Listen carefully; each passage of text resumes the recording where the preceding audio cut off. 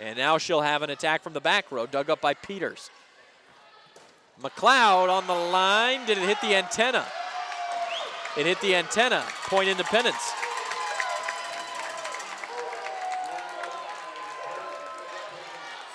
The Falcons' first lead in Game 5 comes at 6-5.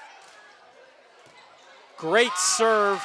Addie Peters did her best to pancake that thing, but give Brianna Runnels her third ace of the night and give Centennial a timeout.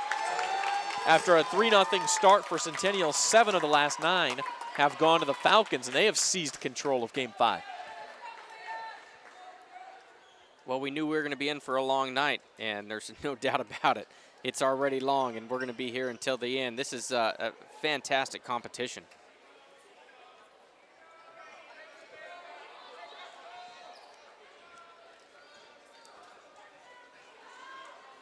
Centennial in the timeout here. What's being discussed, Justin? Just trying to get back into rhythm?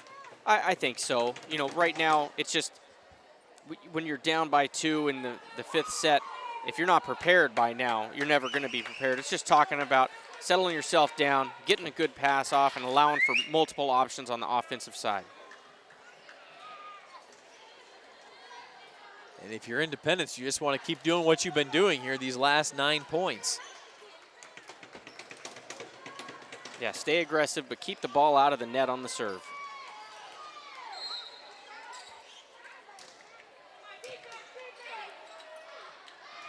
Mid-set for Horak, and she did not miss. Yeah, great pass. Perfect set, good swing, just how you draw it up out of serve receive. Makes it look easy, doesn't it? Absolutely. It's not, but it makes it look that way. 7-6 Independence. Horak to serve. She with an aggressive serve to the line. And Wandick never had a chance to elevate on that one, and we are tied again. Yeah, Wandick trying to do too much with a set that didn't allow her any options to swing.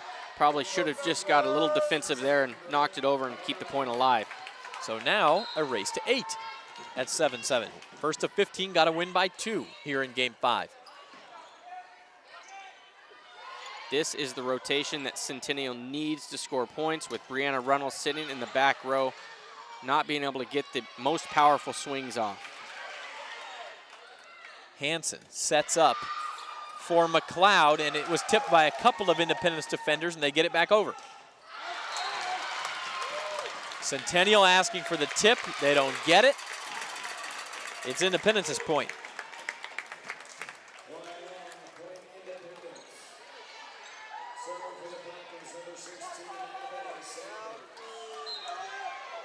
Ebony Sanders will serve now. 8 serving 7. McLeod to the back row, dug up by Runnels. Now Wandick blocked, got it back. Centennial a chance. Logan Minnie misses. 9-7 Independence. And these are so important points for Independence. Like I just mentioned, Brianna Runnels is in the back row. They've scored 2 points in a row. Scoreboard hasn't added the point. It should be 9-7. Scoreboard still showing 8-7. And as you might expect, about 27 Independence parents all pointed that out at the same time. And none of them very happy about it. There's 2 ways to look at it. Either there was a mistake much earlier on the scoreboard, or now there's a mistake. Well, I've got 9-7. I don't know. I think I have 9-7 as well. Trevor's sitting down there with the play-by-play, but he seems to be staying out of it. I mean, it was 7-7 2 points ago, and Independence has won 2 straight points.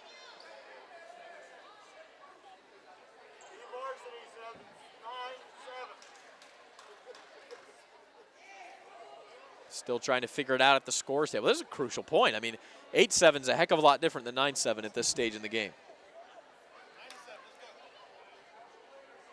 Friend of BVarsity, Alex Lee, the announcer for Centennial's down there.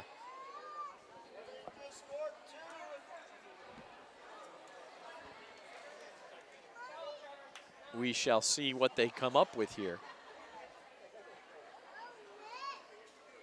I don't know.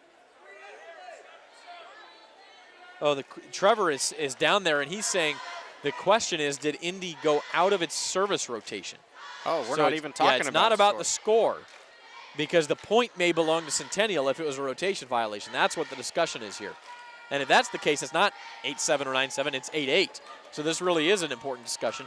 And Judy Rexroth pleading her case, trying to say, this is my rotation, we stuck to it. Both referees down there now. Tom Haskell, the Centennial Athletic Director, is down there now.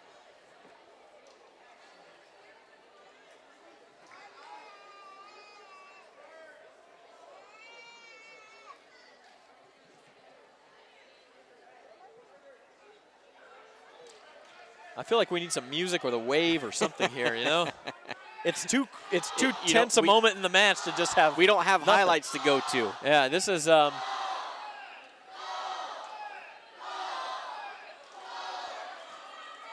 this is very interesting.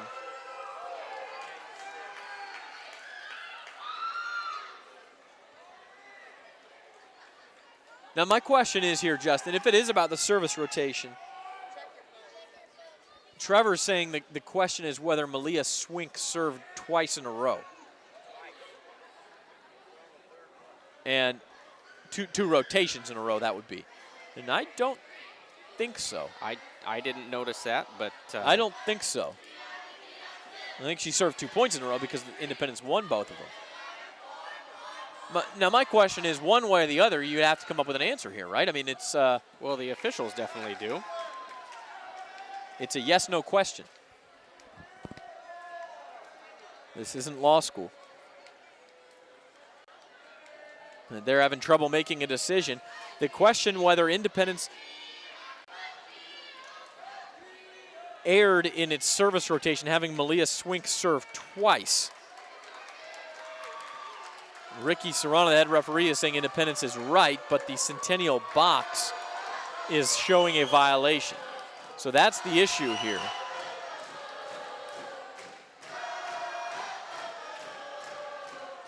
And now we have a little chanting going on from the Centennial student section. Well, you know what? If you're going to make kids get bored, they're going to do something. Yep. Lacey Capolo's argument, according to Trevor, who's our man on the spot down there, saying that the book has never been incorrect, so how could it be incorrect all of a sudden now? But ultimately, the referees have to make the decision here. So it's either going to be 9-7 Independence or it's going to be 8-8, and in a race to 15, that happens to be a crucial distinction.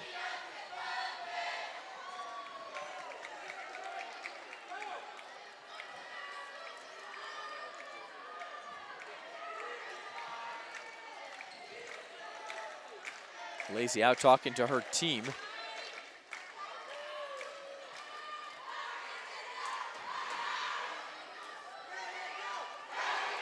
Now we're having Centennial line up in their rotation. This is a big confusion right here. I mean, you almost couldn't pick a bigger moment in the match. Now, it could be on a match point, I suppose, at 14-13 or something like that. But this is pretty close to that. Independence won the first game 25-23. Centennial really took control of this match in games 2 and 3 with two 25-18 victories. And then Independence came back from a 9-3 deficit in game 4 to win that one again 25-23, and came back from a 3-0 deficit in this 5th game, and now leading 8-7. And they do give the point to Independence 9-7. So Lacey's not happy, but I did not notice a service rotation on my part. And Ebony Sanders is still serving, as she should be.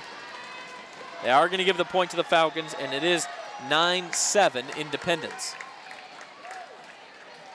And the Falcons are 6 points away from winning this match. Let's play some volleyball on number 16.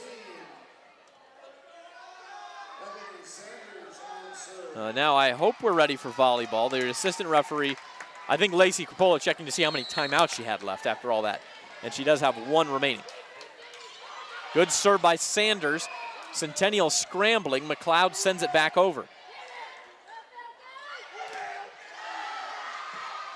And again, Centennial there, but having to send basically a free ball back to the Falcons. Again, a center set for Swink, and it's a kill, and it's 10-7 Falcons.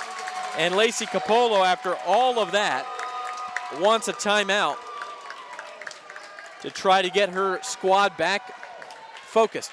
10-7 your score. Independence in the lead. And about ready to start a sprint to the finish line here. They need to get 5 more points. Really been a disjointed 5th set, Justin, because of that long delay. Yeah, long delay. Both teams making a couple of mistakes. It's interesting. Both coaches upset at one point. At this point, you got to settle your teams down and go out. And you only have a few points left to play. You just got to play at your best. So that long discussion goes Independence's way, and then they win the next point too. And boy, a lot of momentum can be changed in something like that. And Independence had the momentum anyway. It's 10-7, but a service error will help out Centennial. Back within 2 they go. Sometimes a timeout can cause that too. Just make the server get iced a little bit. Reese Stevenson now the server for Centennial. 10-8 Independence, game 5. Middle set for Swink. Still alive, Centennial will live to play another rally. Keeping it off the floor. But this time, Swink gets the kill. A great effort by Stevenson to try to punch that ball back over, but she just couldn't keep it in. Back to a 3-point lead for the Falcons.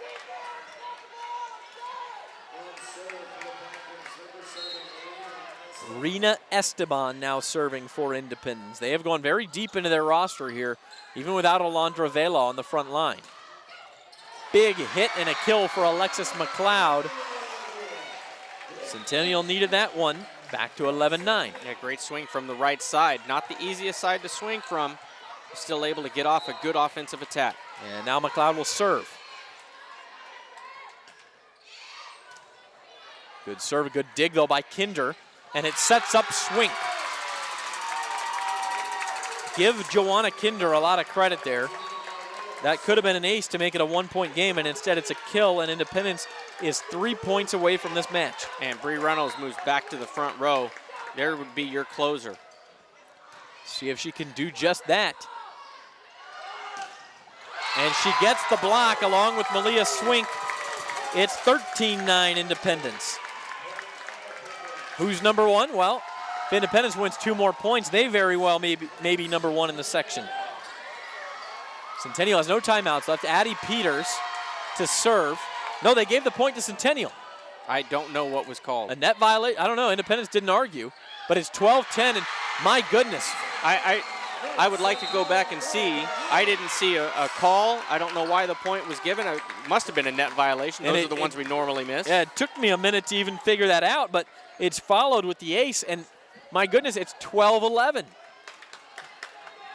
Literally 10 seconds before, I thought it was 13-9, and it's now 12-11 Centennial, or Independence still in the lead, but Centennial within a point. Back in striking distance. Independence calls timeout. That's their first of this 5th match. They need 3 more points still, and to win by 2. They're only up 1 right now.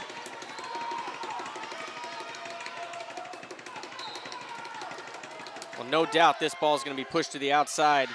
And that might have been going long, and instead it's pushed long and an ace, and we're tied. Well, Centennial gets away with 1. Addie Peters probably served that ball long. Joanna Kinder touched it. She wasn't sure. You know they want to get this ball out to Bree Reynolds, let her have a swing. 12-12. First to 15, got to win by 2. And it is it's Malia Swink with a rocket. There's finally the 13th point for Independence.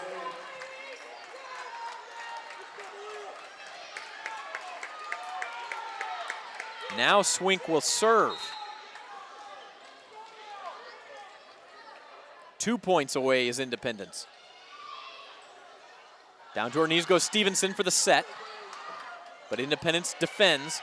They send a free ball over, another chance for Centennial. Stevenson will set Hansen, and it's a kill.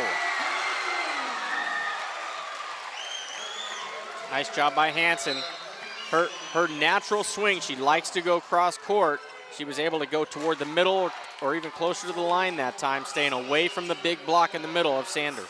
So it's all come down to this, 13-13 in the 5th set. Overpass. First to get up by 2 wins now. Hansen will set. In the middle, it's Horak, blocked back down, but Centennial stays alive. Now Look Runnels. out. Peters What? overpasses, and Runnels kills it that time. What a swing. Nice dig by Peters, just a little long. And Runnels is able to finish the point. And so Independence gets the side out.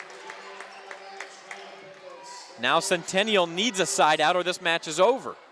Independence made a rotation or a substitution mistake. This is not going to cost them a point, however, but they are out of rotation right now and are looking to, they're going to have to call a timeout, I believe.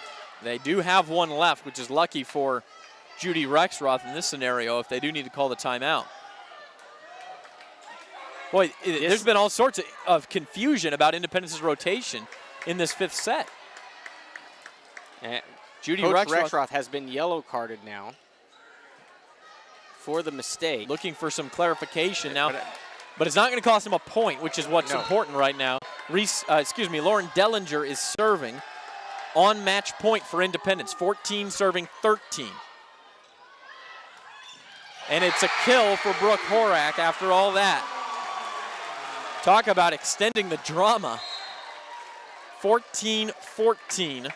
And into serve goes Haley Sanchez. She's been effective tonight on that service line. It may come down to who can get a point on their serve first.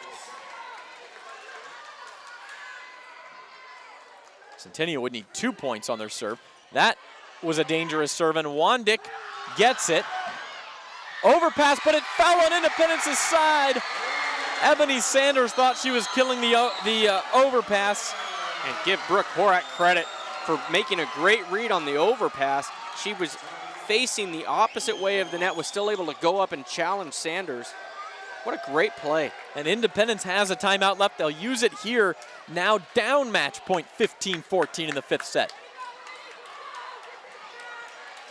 The game has seesawed the other way. Now Centennial with a match point on its serve, and it's Independence that needs a side out or its night is over.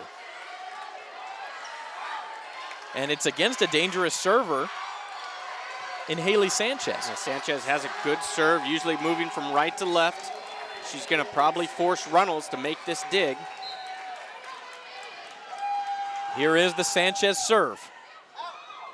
Runnels Knuckles on the back a little set. bit, and here's Runnels. She spins in a kill.